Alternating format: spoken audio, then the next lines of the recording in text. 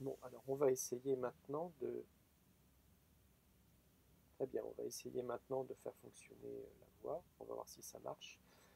Et si ça marche, eh ben, on pourra enregistrer par-dessus, quoi, ce sera chouette. Hey! Mot du jour numéro 16, et oui, déjà, ça avance. Un mot par jour ou presque pour dire des trucs dessus. La langue française est une langue de piège. Elle est tellement émaillée de pièges qu'on se demande parfois si ce n'est pas fait exprès afin que notre belle langue garde sa réputation de langue supérieure. Attention, derrière cette expression se cache peut-être une pointe de sarcasme.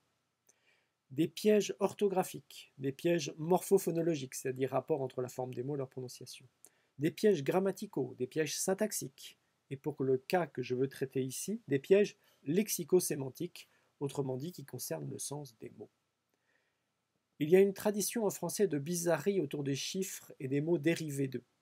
Avec deux et année ou an par exemple, il faut pouvoir exprimer au minimum un qui arrive tous les 2 ans, deux qui arrive 2 fois par an, trois qui dure 2 ans.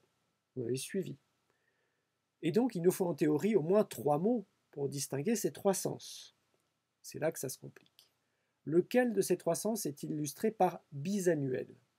Et quels sont les 2 autres mots pour les 2 autres sens?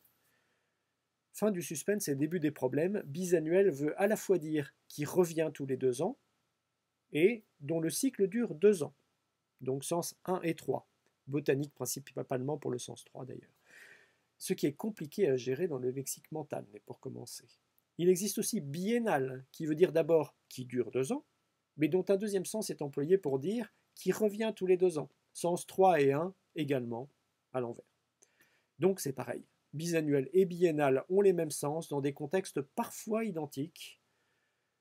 Et dans une langue, cette situation n'est pas normale. Et d'ailleurs, elle est illustrée dans les dictionnaires et la grammaire par une incertitude.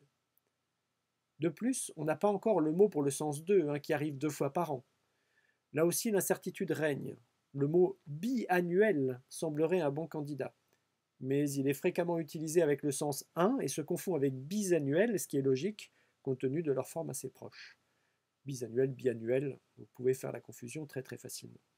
Alors pour le sens 2, on utilise plutôt semestriel, qui présente l'avantage de ne pas ressembler aux 3 autres, mais qui véhicule une nouvelle ambiguïté, puisqu'il veut signifier aussi bien qui a lieu 2 fois par an que qui dure 6 mois. On n'en sort pas.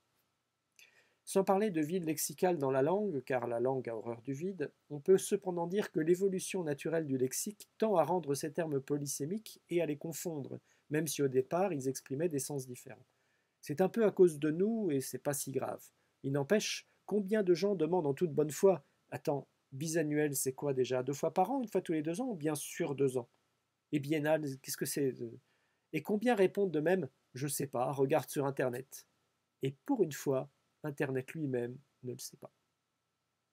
À bientôt.